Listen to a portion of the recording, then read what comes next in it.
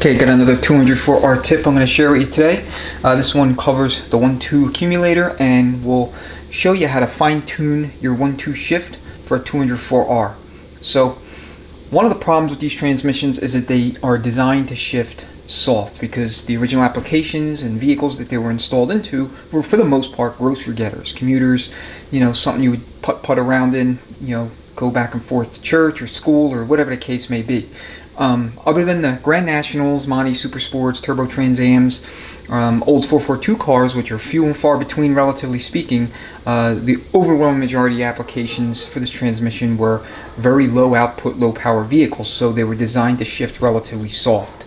Now, with everybody putting these things into resto mods, classic vehicles, doing overdrive swaps, and going in behind engines, making a lot more power than what they originally saw, we need to do a lot of hydraulic modifications to kind of bring it up to speed and make sure that it performs to expectations in the way you want it. So the scope of this tip is going to cover all mild and moderate performance builds, okay? Because if you're doing anything high performance, street strip, full race, you're going to block off the 1-2 accumulator altogether.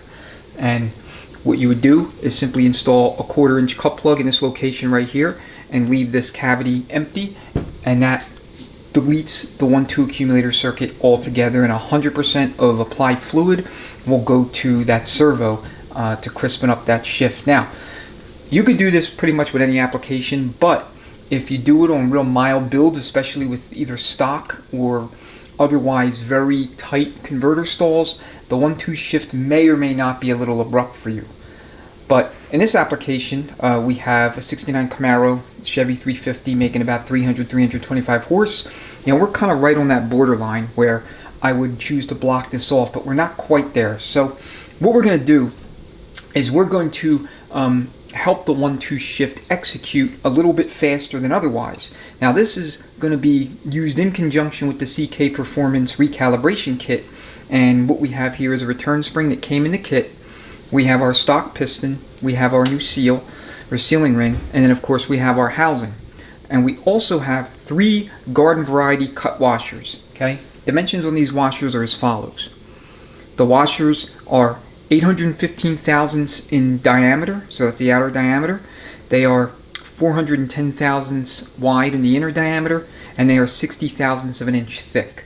And what we're going to do with these washers is we are going to install them right here at the base of the pin, and then install the piston and spring over top.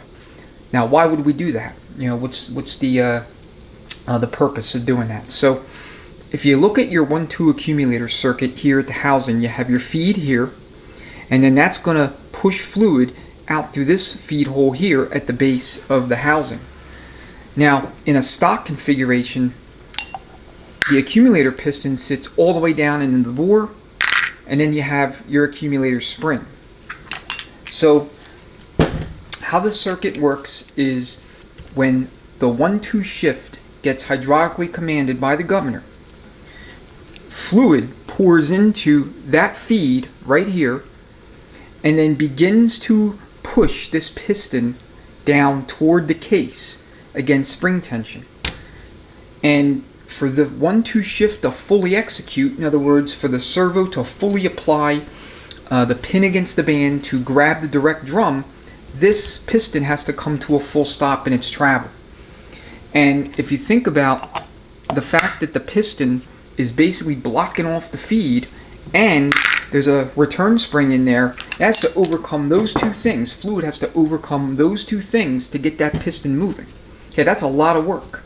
And that takes a lot of time from a shift timing perspective. So the effect is a very soft cushioning effect that elongates the 1-2 shift, such that in these higher RPM, higher horsepower applications, actually endangers the transmission because it's not happening fast enough to match engine torque input. So what we're going to do is we're going to help it out a little bit by installing these washers. Okay, they're going to go just like this. Alright, the washers have a soft side, kind of a rounded side, and then they have the cut side.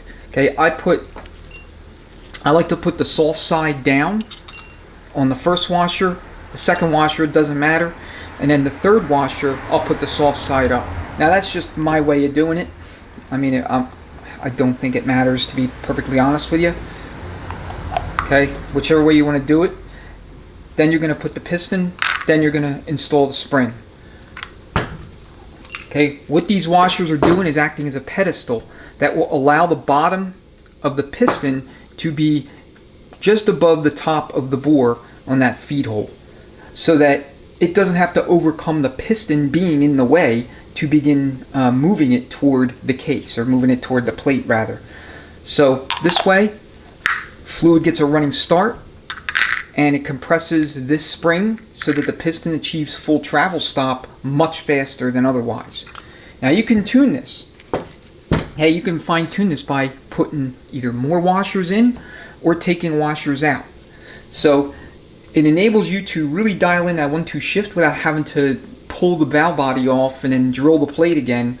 You know, that's a lot more work. And plus, once you drill, you obviously can't put stuff back in. You can't put metal back. I guess you could peen it, but it's still a pain in the ass. So we're going to drill the plate 80 thousandths of an inch, and then that's where we're going to start.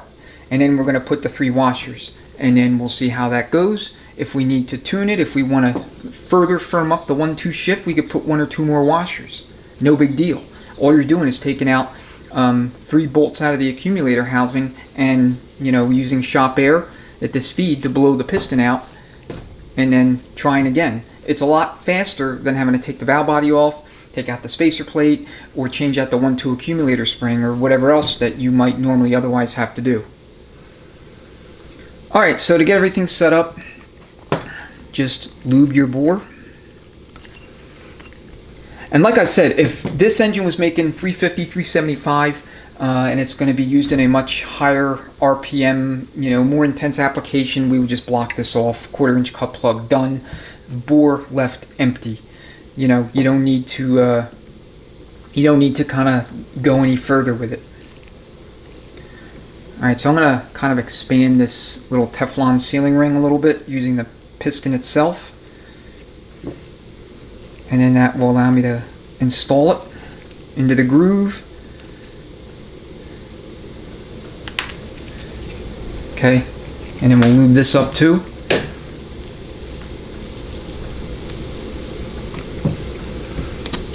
And we'll put our washers.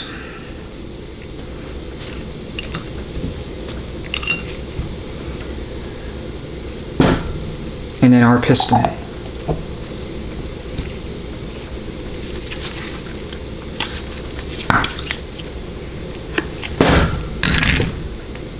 And that's it.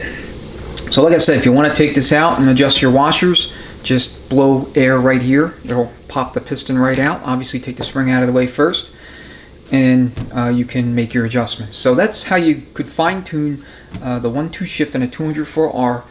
That's going to be used in a mild, moderate application, you know, cruising, daily driving, maybe getting on it every now and again, but where the engine is making less than 350 horsepower. Okay, this is part of, I should say, the spring is part of the CK recalibration kit. However, these washers are not. This tip came directly from Chris, and so in the near future he's going to be updating his kit to include instructions to make this mod, along with a set of washers that you can use to calibrate your 1-2 shift using this technique.